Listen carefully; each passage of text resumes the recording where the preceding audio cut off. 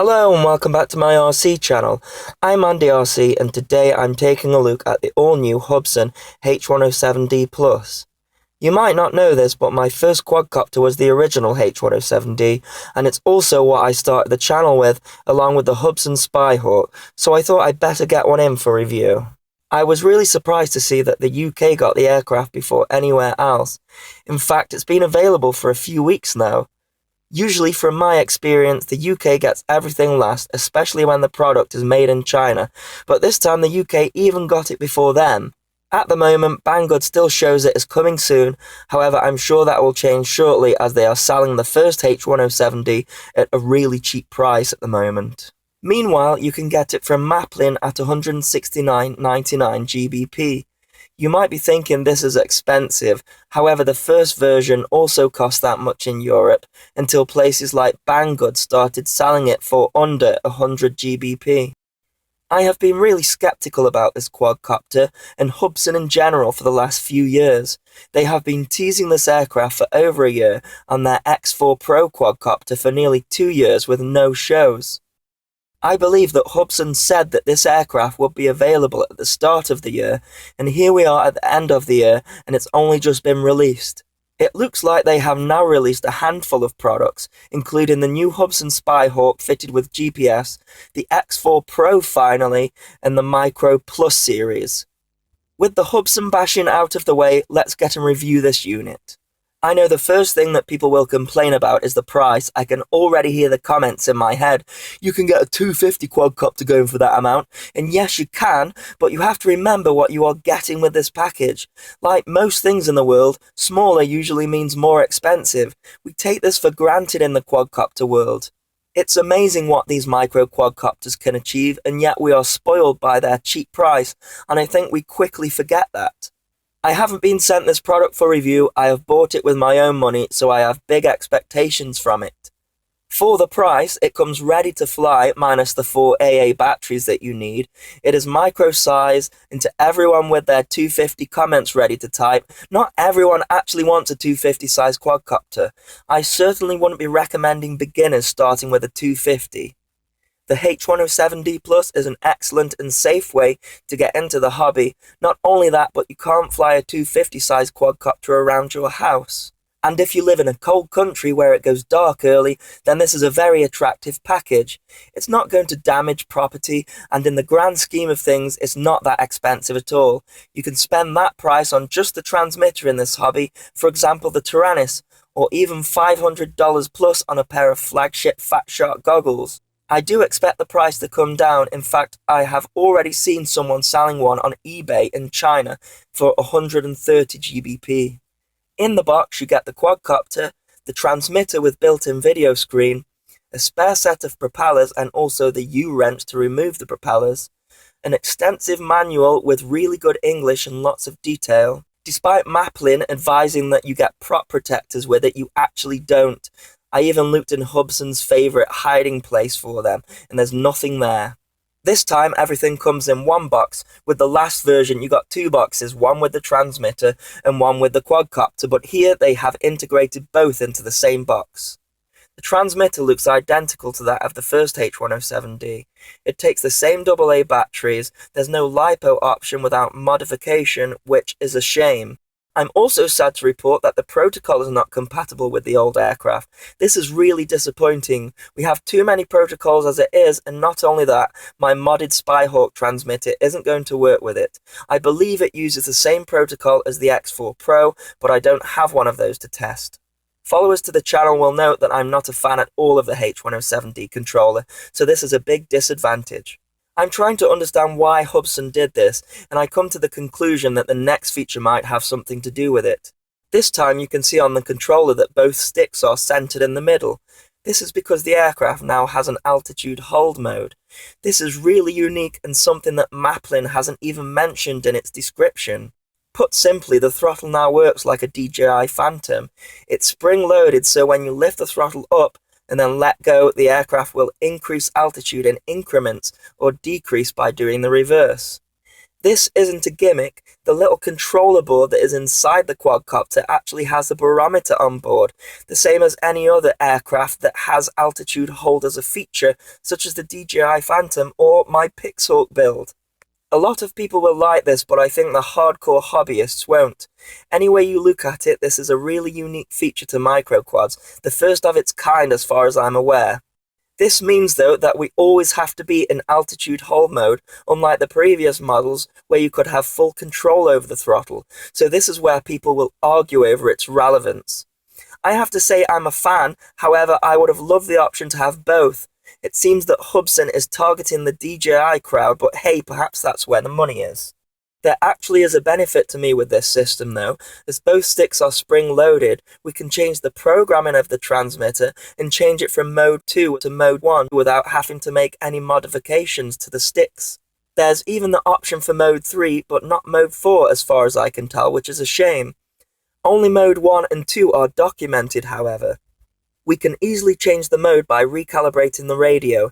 You can see on the screen we have the mode indicator M1. This changes when you switch between the other modes. To recalibrate the transmitter in mode 1, push both of the sticks up and outwards and then turn the transmitter on. You get a calibration menu option where you will need to cycle the sticks twice, then hold the down trim button and that's it. If you don't do the cycle part, then be prepared to have no control of the aircraft. Trust me, I learnt the hard way. Once you have completed that correctly, the next time you bind the transmitter to the quadcopter, you will be in that mode. For mode 2, you hold both of the sticks to the top left, mode 3, both of the sticks to the top right. I have tried all the combinations to get mode 4, but it's not happening.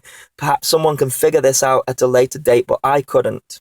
It was suggested that this aircraft would have voltage telemetry and also altitude telemetry sent from the Hubsan to the screen. Disappointingly, this isn't the case either.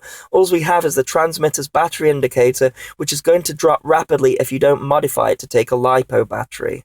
This is a step backwards as the original H107D sent its voltage back to the transmitter, so if you had flown too far away from yourself to see the LEDs blinking when the LVC kicked in, you knew to fly back. Incidentally, if you want to add a LiPo to power the transmitter, then search my channel. I did a video on it which can be found in the Transmitter Mods playlist. I'm afraid the disappointment doesn't seem to end there. Despite this being an updated model, the transmitter is still using toy-grade pots, which means a fairly low resolution feel to the control, something I despise from the first version. Another thing that has been kept is the long-range 5.8 GHz biquad antenna, unlike the new Hubsan Spyhawk and the X4 Pro, which has been given a detachable antenna option. I do like the biquad antenna. Most people don't realise that it's actually a long-range antenna. This is done to make up for the very small output of the video transmitter. Of course it's directional, which means you have to be pointing in a similar direction to the quadcopter while flying FPV. And also we have the plastic casing in front of it, which isn't completely efficient. Ideally, an antenna like this needs to be on the outside of the transmitter, not the inside, but your Joe Bloggs isn't going to know that. The early versions of the H107D could only accept 6 volts to power the transmitter. I'm happy to report that this one accepts 4 to 13 volts, which is a big improvement. We can easily add a 2S LiPo battery without the need for a regulator. However, the earlier H107D transmitters were upgraded to this also. This time we seem to have a dedicated antenna for the 2.4 GHz control. It's a small one, and oddly the trace antenna still exists. It looks like Hubsan Watch My Antenna mod video, as it appears almost identical to what I did. The transmitter outputs video the same as the first one did via a phono lead. The manual states an audio socket as well, which I have tested, and it does output audio. The aircraft doesn't have an onboard mic though, so this is a bit of a novelty. The transmitter has an SD card slot, the same as the original model. However, as far as I can tell, it is non-functional. When I press the record button, it only sends the message to the quadcopter and it starts recording on board. After I have finished recording, when I check the files on the SD card that I have inserted onto the transmitter, the files are blank, so I can only assume that it doesn't work. Onto the aircraft itself, and it does look fantastic. Slightly bigger than the previous model, but with the same size props. This time they are all black. The motors have retained the same size of 8.5mm, however this time they are totally encased. As far as I'm aware, the Quadcopter is only available in white. They did tease us about a year ago with a picture showing a black one, but then again its predecessor was only available in white, so I can't confirm that any different colours are going to be released. I really like the asymmetrical look with this heavily tinted Perspex cover, which if you look close you can see the controller board inside, as well as the X4 logo in red on the back, which is a really nice touch. One thing that I picked up on quickly was that the material used flexes quite a lot, much more than the first version, but it doesn't seem to flex in the air, so perhaps this material flexes to be more crash-proof. The aircraft is also heavier than its predecessor, coming in at 57 grams, which includes the SD card, compared to the first version, which comes in at 50 grams. Considering our battery is 160 milliamps bigger, we have HD recording with an SD card on board. A 7-gram increase isn't that bad at all.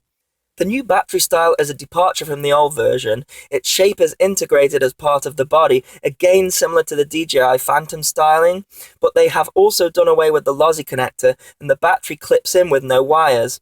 In some ways this is great and others not so much. I have around 60 batteries with lossy connectors for the previous model and none of them will fit this aircraft. Interestingly, we have 3 pins on the battery connector rather than 2. I'm not sure what the third pin does, but I can guarantee that there will be people modding this to accept different battery types. At the time of this review, there are no spare parts including the battery. However, the manual states that the battery spare part number is H107D plus -04, so look out for that. Another disadvantage of this new battery design is that at present there's no external charger.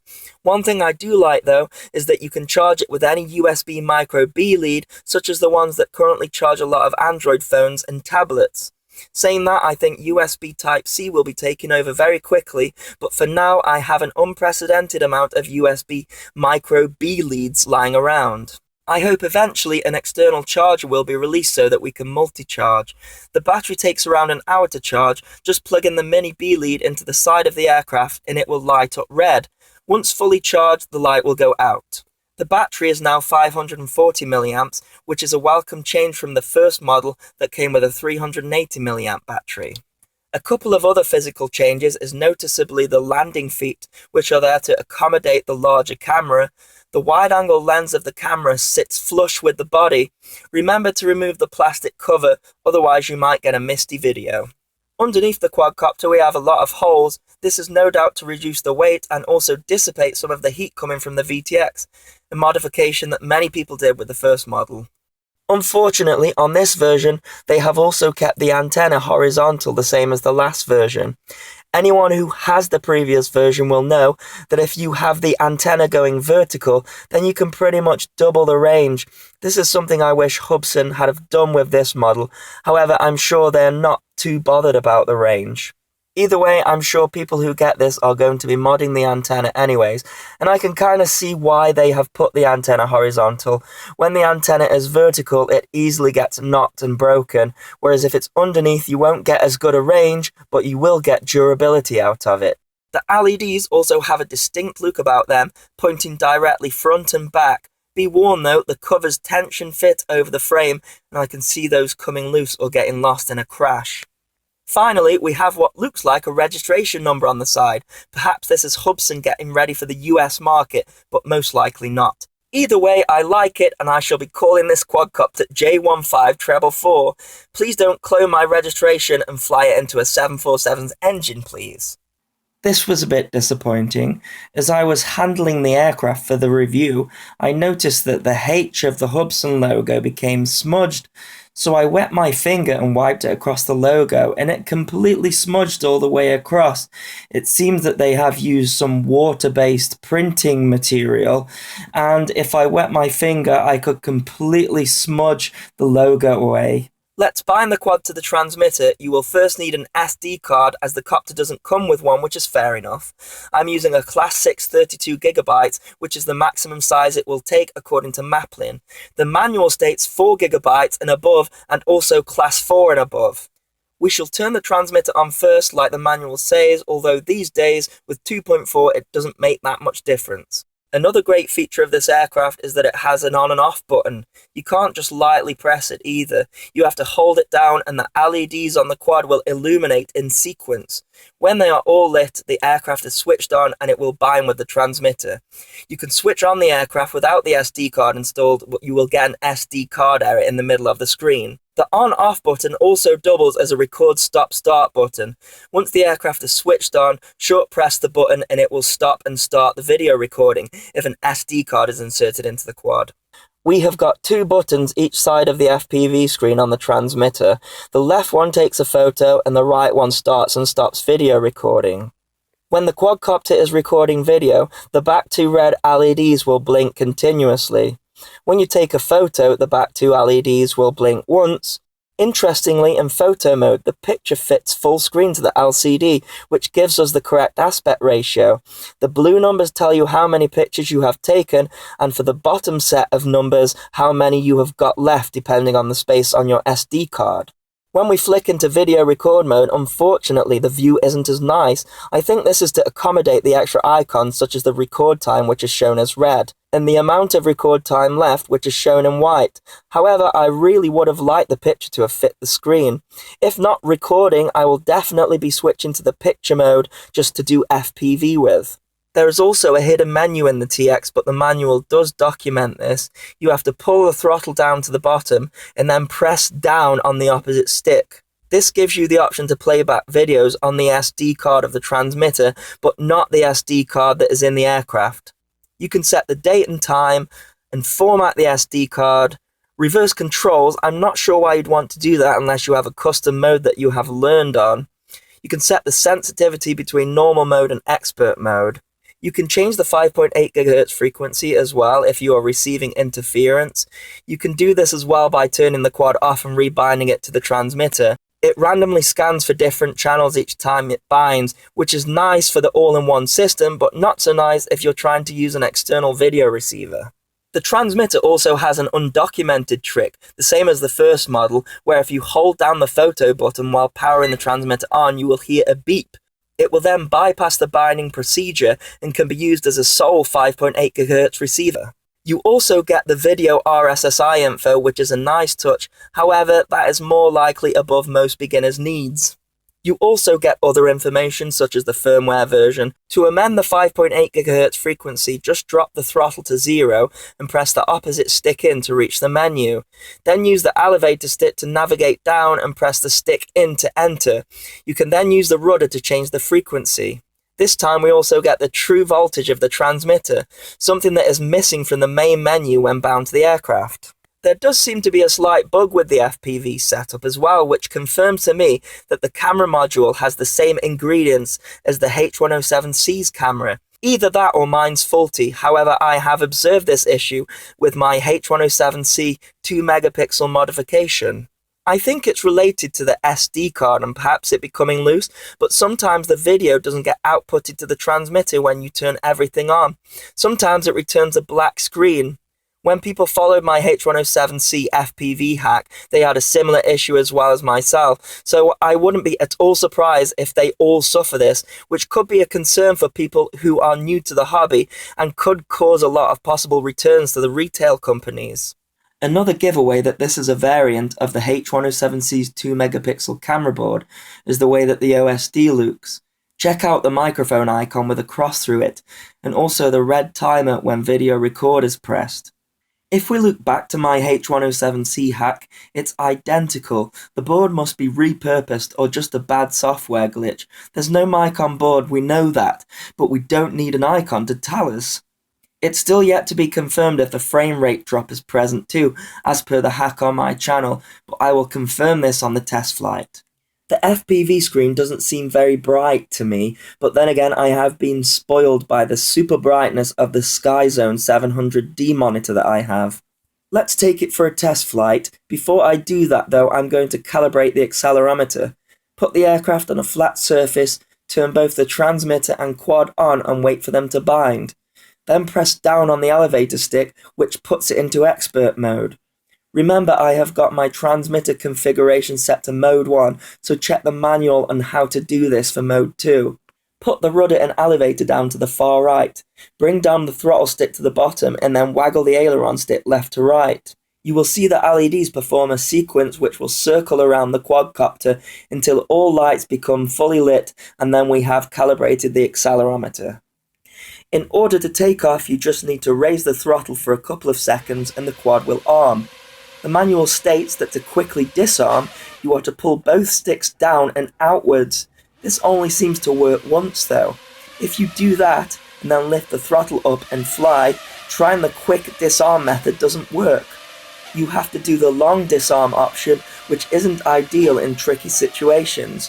That being said, the aircraft is able to detect if you have crashed and will disarm itself. It has caught me out a couple of times though, in a moderate crash when the blades still try to run. Another thing I have noticed is in a bad crash, the battery will actually detach itself from the quadcopter, which isn't great. A short press of the elevator stick switches between normal mode and expert mode. A short press of the throttle stick switches headless mode on and off. When in headless mode, the front blue LEDs flash slowly to let you know that you are in that mode. A long press of the throttle puts us into flip mode. This is a welcome feature and another potential reason why they had to change the protocol. The previous flip mode of the Hubsan was greatly disliked amongst the community. You used to have to move the stick to the extreme and then quickly to the opposite extreme, and the quad would perform a messy flip. This time the transmitter bleeps to let you know that it's in flip mode. Then you move the aileron for a roll or the elevator for a front or back flip, and then the aircraft performs the pre-programmed maneuver. It gains height before it performs the flip, ensuring that the quadcopter can recover at a safe height, much neater than its predecessor. At first I was disappointed with the altitude hold. It's not accurate enough to work very well in a tight space such as my room. This is going to be a slight problem as I wanted to fly this indoors for the winter. Don't get me wrong, it is possible to get results out of it, however the altitude hold mode drifts far too much to sustain a low hover. I guess I got used to the accuracy and proximity that I can fly with the old Hubsan. I find myself having to hold the throttle in with my thumb to get a nice hover when approaching low objects due to the spring-loaded pots that are trying to return the throttle back to the centre. I will have to see if there is any improvement flying outside in a wider space. When I managed to get the aircraft to hold its altitude inside, when I try to lift up the throttle, the quad seems to initially take a dive before it applies any throttle. I'm not sure if this is an error in the programming or something that won't be noticed when flying outside. I have checked inside the quad and the barometer has a foam padding over it to ensure that wind doesn't interfere with the readings. Something I might have to do is desolder the spring-loaded throttle pot and add a normal throttle. That way when flying inside, my thumbs won't have to fight against the spring and I may even get a decent altitude hold with it. But for now I'm disappointed with its performance indoors.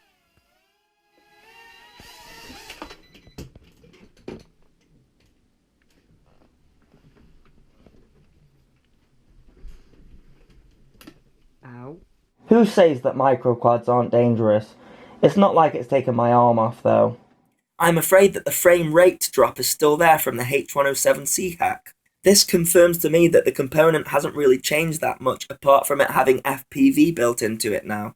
It's perfectly fine for big spaces, however inside it reminds me of trying to play a detailed game on a slow computer.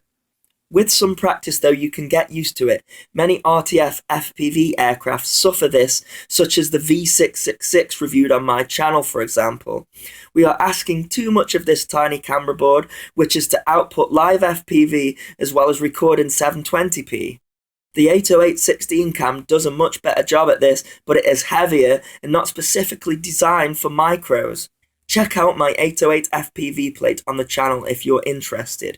The 808 gives noticeably better recording footage as well. Taking the aircraft outside and its performance is nothing short of astonishing. It's a total different animal. With wide open space, the slight dips in altitude is not a problem at all and not even noticeable. It feels like I'm flying my 450 Pixhawk.